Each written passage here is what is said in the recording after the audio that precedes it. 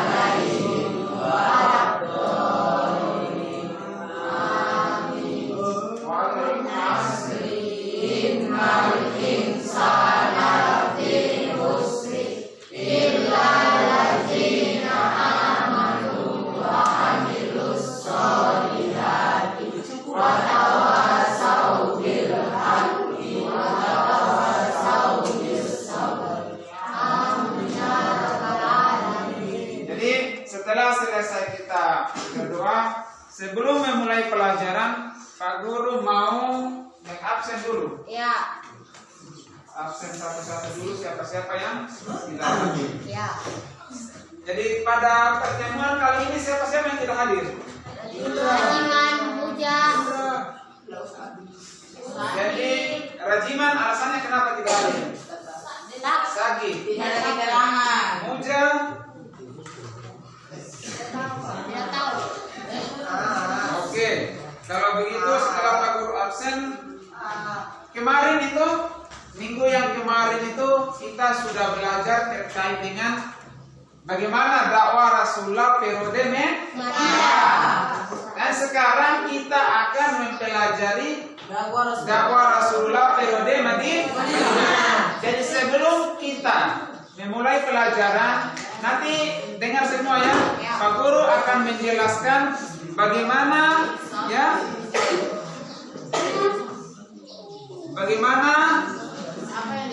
kompetensi dasar ya yang akan kita capai pada pertemuan kali ini.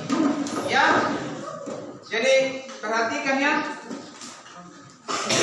Kompetensi dasar yang akan kita capai dalam mempelajari dakwah Rasulullah periode Madinah yaitu satu ya, menunjukkan perilaku baik seperti yang ditunjukkan.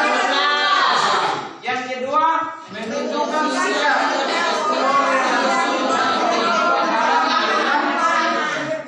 Yang ketiga, kemudian berikutnya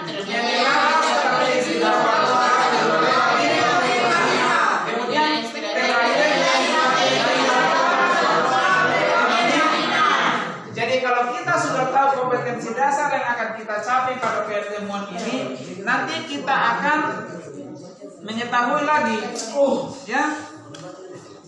indikator apa yang akan kita capai dalam proses pembelajaran. Jadi indikator yang pertama itu menunjukkan perilaku baik. Yang kedua menunjukkan sikap. Nah, berikut apa lagi?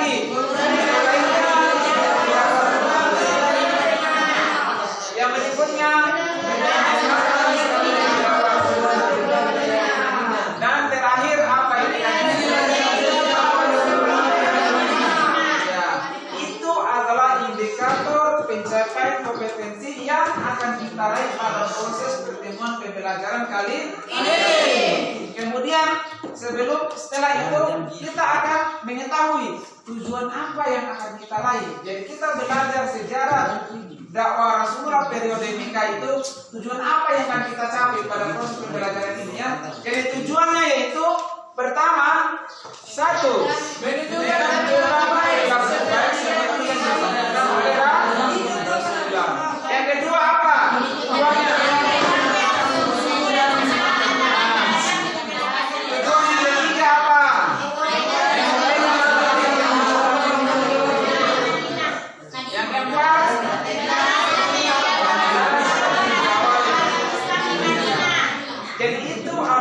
Tujuannya yang akan kita capai pada pertemuan kali ini.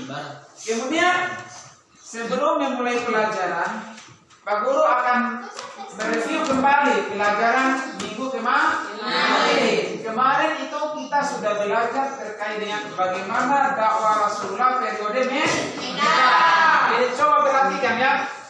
Jadi Nabi dulu itu ketika berdakwah di Mekah itu selama 13 tahun.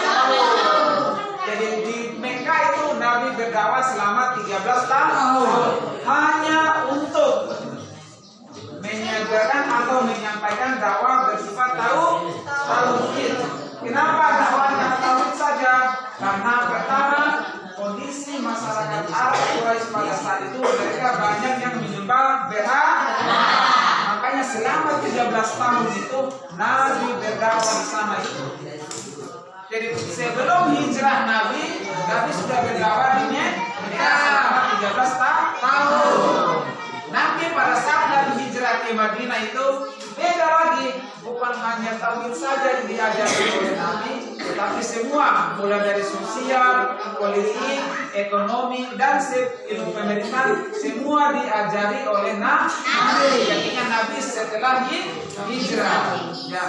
Jadi sebelum kita mulai pelajaran, Pak Guru akan membagi beberapa kelompok ya. Jadi makalah yang kalian sudah susun, makalah yang sudah kalian bikin itu nanti masing-masing kelompok mempresentasikan makalahnya. Jadi Pak Guru bagi ini kelompok 1, kelompok 2, kelompok 3 dan kelompok 4. Jadi nanti kalau kelompok yang lain nanti mempresentasikan makalahnya, ya nanti yang lainnya juga memberi pertanyaan. Jadi ada umpan balik. Jadi kalau makalah menjawab, nanti kalian di bawah ini yang kasih pertanyaan.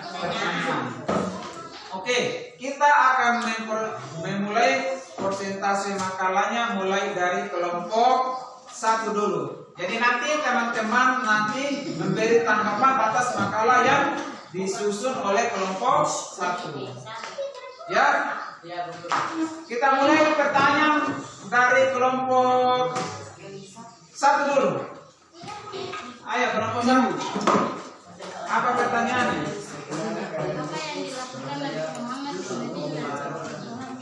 Ditujukan ke kelompok 4. Jadi kelompok 4. Pertanyaannya kelompok 1 itu apa yang ditujukan? Apa yang dilakukan Nabi Muhammad di Madinah? Itu yang dilakukan Nabi Muhammad di Madinah yaitu membangun masjid, mempersaudarakan antara kaum Muhajirin dan kaum Ansar, membuat perjanjian dengan penduduk Madinah. Iya. Jadi ada beberapa poin yang disampaikan oleh kelompok 4. Apa yang dilakukan oleh Nabi ketika di Madinah? Jadi kelompok 1 bagaimana? Jelas? Ya. Kemudian kelompok mana lagi yang mau bertanya? Kelompok 2. Ayo, apa pertanyaannya? Kelompok 2. Sebutkan fungsi masjid pada zaman Nabi Muhammad. Sebutkan fungsi masjid pada zaman Nabi Muhammad. Ditujukan ke kelompok berapa? Kelompok 4. Kelompok 4 lagi, ayo. Apa jawabannya kelompok 4? Apa fungsi masjid pada saat Nabi Muhammad ada di Madinah itu? Fungsi masjid pada zaman Nabi Muhammad SAW diantaranya sebagai tempat tempat bermusyawarah tentang agama Islam, tempat mengkaji ilmu agama, sebagai pusat perselisihan setelah kedua dipilih sebagai pemimpin di Madinah. Ya. Jadi itulah jawaban dari kelompok 4. Apa fungsi masjid ketika Nabi sampai di Madinah? Jadi kita sebut satu-satu. Yang pertama, sebagai tempat untuk ibadah. Yang kedua, apalah di jawaban kelompok 4? Sebagai tempat musyawarah. Jadi masjid di Madinah itu bukan hanya sebagai tempat ibadah, tetapi untuk musyawarah. Ayo, kelompok mana lagi yang mau bertanya? Kelompok 3. Kelompok 3 apa pertanyaannya? Siasat apa yang dilakukan kafir Quraisy menghadapi rencana hijrah Nabi? Siasat apa yang dilakukan kafir Quraisy menghadapi rencana hijrahnya Nabi? Itu ditujukan ke kelompok mana? Ditunjukkan ke kelompok 2. Ayo kelompok 2. Siasat yang dilakukan kafir Quraisy menghadapi rencana hijrah Muhammad SAW yaitu kaum Quraisy merencanakan pembunuhan terhadap Nabi Muhammad. Mereka menyuruh para pemuda untuk mengepung rumah Nabi Muhammad karena khawatir akan lari. Namun atas izin Allah, Nabi Muhammad SAW berhasil keluar dari rumahnya Islam. Ya, oke. Jadi itu jawaban dari kelompok 2 atas pertanyaan kelompok 3. Jadi siasat Nabi Muhammad itu supaya terlepas dari kejaran kafir Quraisy itu apa tadi? Nabi Muhammad keluar dari Mekah bersama Abu Bakar. Ya, mereka keluar lewat belakang itu supaya nanti orang kafir Quraisy tidak mengetahui kalau mereka berhijrah di Madinah. Ayo selanjutnya apa lagi pertanyaannya? Kelompok berapa? Kelompok 1 apa pertanyaannya lagi? Sebutkan isi perjanjian Hudaybiyah. Sebutkan isi perjanjian Hudaybiyah. Kelompok 3. Ya, ayo, siapa pertanyaannya kelompok 1? Isi perjanjian Hudaybiyah adalah setelah Rasulullah dan tidak boleh memasuki Mekah kecuali tak menyekat dengan orang Muslim. Kegiatan senjata di antara kedua belah pihak selama 10 tahun. Barang siapa yang ingin bergabung dengan pihak Muhammad dan perjanjiannya, dia boleh dilakukan.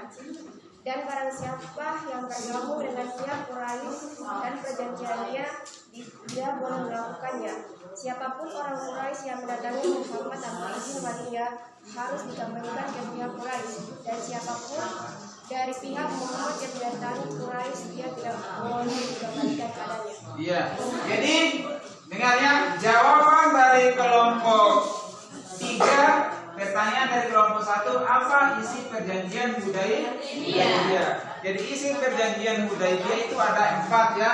Pertama, apabila orang Mekah yang ke Madinah, mereka akan kembalikan lagi ke Mekah. Yang kedua, apabila Rasulullah dengan atau orang-orang Muslim pergi ke Mekah, ya, untuk melaksanakan ibadah haji, tetapi hajinya ditunda pada tahun berikutnya lagi. Kemudian siapapun yang mendatangi Nabi di Madinah tanpa seizin kabilahnya atau kelompoknya dari Mekah, tetap akan dikembalikan ke Mekah. Jadi itulah isi perjanjian Hudaybiyah yang dilakukan oleh Nabi dengan orang-orang kafir Quraisy. Ayo, kelompok berapa lagi yang mau bertanya? Kelompok 4. Kelompok 4, apa pertanyaannya kelompok 4? Ini kelompok 4 akan bertanya tentang bagaimana tanggapan kafir Quraisy atas hijrah Rasulullah. Ditujukan kepada kelompok 1. Iya, kelompok 1. Pertanyaan dari kelompok 4, bagaimana tanggapan kafir Quraisy terhadap hijrahnya Nabi? Ayo. Tanggapan kafir Quraisy atas hijrah Rasul adalah menentang menolak dakwah Nabi Muhammad SAW. Mereka tidak ingin Nabi Muhammad SAW membukakan Islam meski di Madinah. Sekalipun bahkan kafir Quraisy berusaha untuk membunuh Nabi Muhammad. Ya, jadi itu adalah jawaban dari kelompok 1. Jadi apa yang dilakukan oleh orang kafir Quraisy terhadap Nabi itu, mereka tidak mau melihat Nabi melakukan dakwah baik di Mekah maupun di Madinah. Kenapa mereka menolak? Karena mereka tidak mau penduduk Madinah itu mengikuti ajaran Rasulullah. Ayo, siapa lagi yang mau bertanya? Kelompok Kelompok 4 lagi. Ya, kelompok 4 lagi. Kelompok 4 lagi ditujukan sebagai sudah. Bagaimana tanggapan kaum Ansar terhadap kedatangan kaum Muhajirin? Ditujukan kepada kelompok 2. Kelompok 2. Bagaimana tanggapan kaum Ansar terhadap kedatangan kaum Muhajirin dari Mekah? Ayo kelompok 2. Tanggapan kaum Ansar terhadap kedatangan kaum Muhajirin adalah kaum Ansar menyebut kaum Muhajirin dengan senang hati serta melayani dan memperlakukan kaum Muhajirin dengan sangat baik seperti saudaranya sendiri. Jadi dengar ya kelompok 4, jawaban dari kelompok 2 itu bagaimana tanggapan kaum Ansar terhadap kaum Muhajirin, yaitu mereka senang dengan kedatangan kaum Muhajirin dan bahkan mereka pun sendiri menganggap sebagai saudara sendiri. Ayo, siapa ya kelompok mana lagi yang bertanya? Kelompok 2, apa pertanyaannya? Mengapa Nabi Muhammad melakukan hijrah ke Madinah? Ditujukan ke kelompok berapa? Kelompok 3. Ayo jawab. Nabi Muhammad SAW melakukan hijrah karena atas perintah Allah Subhanahu Wa Taala, karena serangan kafir Quraisy Mekah yang semakin meningkat, ada harapan baru untuk mengembangkan Islam di Madinah. Ya, jadi ada 3 alasannya kenapa kemudian Nabi dan para sahabatnya melakukan hijrah. Yang pertama itu atas perintah Allah. Yang kedua itu karena serangan dari kafir Quraisy yang sering yang semakin meningkat. Yang ketiga yaitu karena adanya harapan baru kalau ke Madinah, mudah-mudahan Islam itu cepat berkembang. Ayo kelompok mana lagi yang bertanya? Kelompok 3. Kelompok 3. Bagaimana tanggapan kelompok 2 tentang dakwah Nabi di Madinah? Jadi ditujukan ke kelompok 2 ini. Bagaimana tanggapan kelompok 2 tentang dakwah Nabi di Madinah? Ya, apa tanggapan?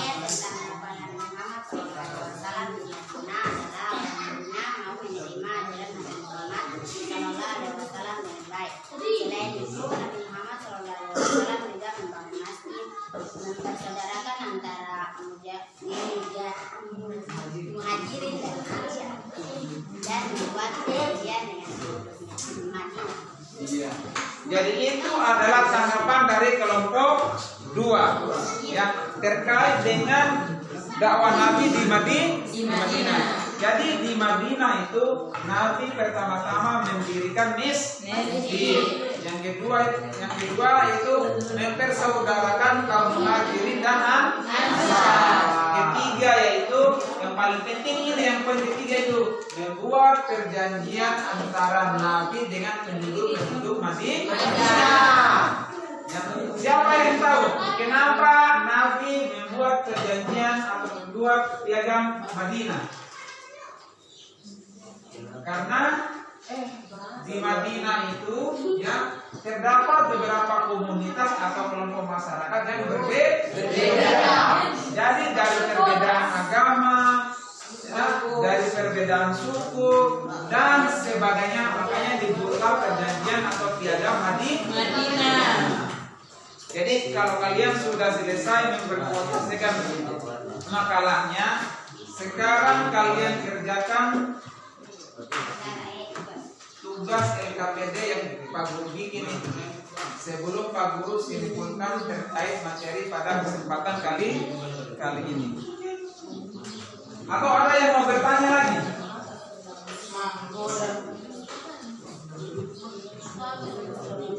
Jadi pada pertemuan ini nanti Pak Guru akan menyimpulkannya, menyimpulkan bagaimana kita sama-sama menyimpulkan bagaimana kondisi atau bagaimana proses dakwah Nabi di Madinah. Jadi dengar ya, sebelum Nabi hijrah ke Madinah itu ya sudah ada perjanjian awal antara orang-orang Madinah dengan Nabi.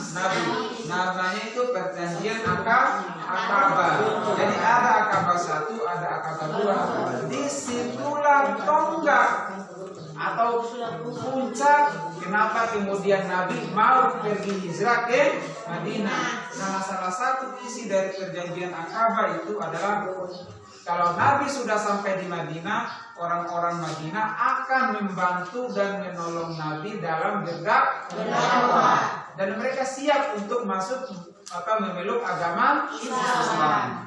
Ya. Yang kedua, Nabi berdakwah, ya. Nabi berdakwah di Madinah itu salah satu strateginya yaitu apa pertama tadi? Mendirikan masjid, apalagi? Kasih apa Mempersaudarakan terus apa lagi? Membuat atau perjanjian Madinah. Jadi 3 poin itulah yang dilakukan oleh Nabi untuk merubah dan mengatur masyarakat Madinah. Apalagi kita tahu bahwa masyarakat Madinah itu adalah masyarakat yang majemuk. Ada agama Nasrani, ada agama Yahudi, dan ada dan agama-agama selain dari itu, atau agama mereka menyembah api. Ya, jadi makanya Nabi membuat sebuah aturan supaya terangkum semua dalam perjanjian piagam Madinah. Ya, jadi begitu. Makanya kenapa kemudian Nabi itu hijrah ke Madinah? Karena memang karena di Madinah lah atau berkat di Madinah lah semua aktivitas dakwah, kehidupan sosial, ekonomi, politik, semuanya berjalan dengan aman. Tetapi bukan karena sukses kemudian tidak ada tantangan. Ada tantangan Nabi. Dengar, 3 kaum yang sangat membenci Nabi di Madinah itu. Pertama, kaum apa? Kaum Quraisy. Yang kedua, kaum munafik. Yang ketiga, kaum Yahudi. Jadi 3 kaum inilah yang membenci Nabi. Kaum Yahudi kenapa membenci Nabi? Karena mereka tidak mau kalau Nabi itu berada di luar orang-orang Yahudi. Karena Nabi sekarang adalah dari golongan Arab. Ya, jadi sebelum kita menutupi pertemuan pada kali ini, nanti coba kalian kumpul lembar kerja yang Pak Guru sudah bagi itu. Ya, lembar kerja yang sudah Pak Guru bagi, nanti kalian kumpul. Jangan lupa tulis kelompoknya ya. Jadi jangan lupa nanti menulis nama di masing-masing kelompok. Ya, nama di masing-masing kelompok. Kemudian dengar, untuk materi berikutnya yaitu materi tentang penaklukan kota Mekah. Jadi setelah Nabi hijrah ke Madinah, kemudian Nabi berdakwah di Madinah sampai selama 10 tahun. Kenapa mereka rindu? Karena mereka sudah lama di Madinah, mereka rindu kampung halamannya yaitu Mekah. Makanya ada inisiatif dari sahabatnya, mereka kambing ini mau kembali ke kampung halamannya, yaitu ke mana? Ke Mekah. Makanya dengar ya. Jadi kelompok 1, kelompok 2, kelompok 3 sampai kelompok 4 nanti kalian akan menyusun lagi kembali makalah dengan materi baru yaitu penaklukan kota Mekah atau Fatu Mekah. Jadi tadi itu yang duluan tampil itu adalah kelompok 1. Nanti Pak Guru Acak nanti ya. Nanti minggu depan Pak Guru Acak kelompok mana yang duluan yang akan merepresentasikan makalah terkait dengan tema penaklukan kota Mekah. Jadi sebelum kita menutup ini, satu orang coba baca doa penutup dulu. Hairin, coba pimpin doa ya. Coba pimpin doa dulu. Teman-teman, sebelum kita mengajari kegiatan kita di pagi hari ini, marilah kita berdoa. Berdoa mulai.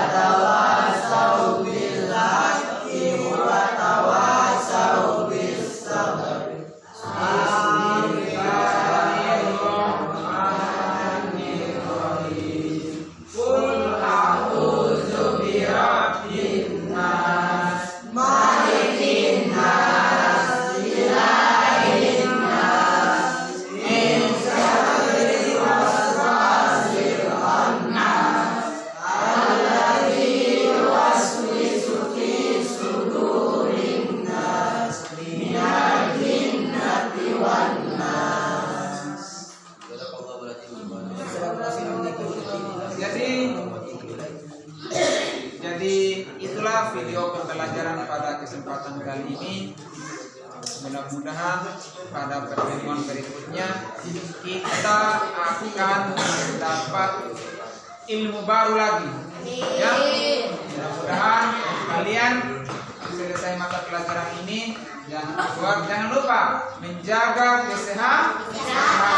Ya, menjaga kesehatan karena kesehatan itu adalah nomor 1. Ya, jadi ingat ya, Pak Guru ingatkan lagi nih. Kelompok 1 nanti jangan lupa ya. Kelompok 1, kelompok 2, kelompok 3 sampai kelompok 4 akan mempresentasikan makalahnya minggu depan. Ya, nanti Pak Guru acak itu. Ya, jadi nanti bukan kelompok 1, 2 atau kelompok 2 tapi diacak. Nanti hasil acak itu nanti kalian langsung masuk ya.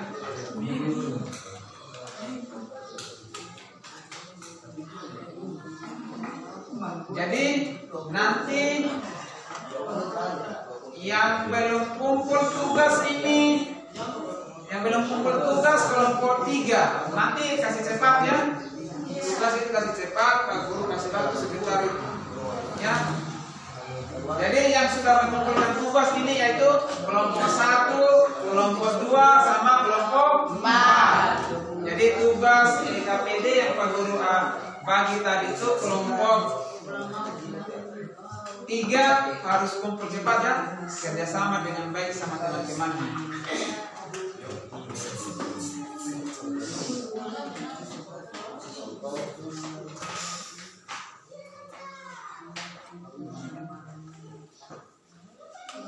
Jadi sambil menunggu kelompok 3 tinggal berapa nomor itu mereka belum selesaikan tugasnya. Ya, nanti yang lain sama-sama mencari ya jawaban itu kerjasama kelompok supaya soalnya cepat selesai dikerjakan.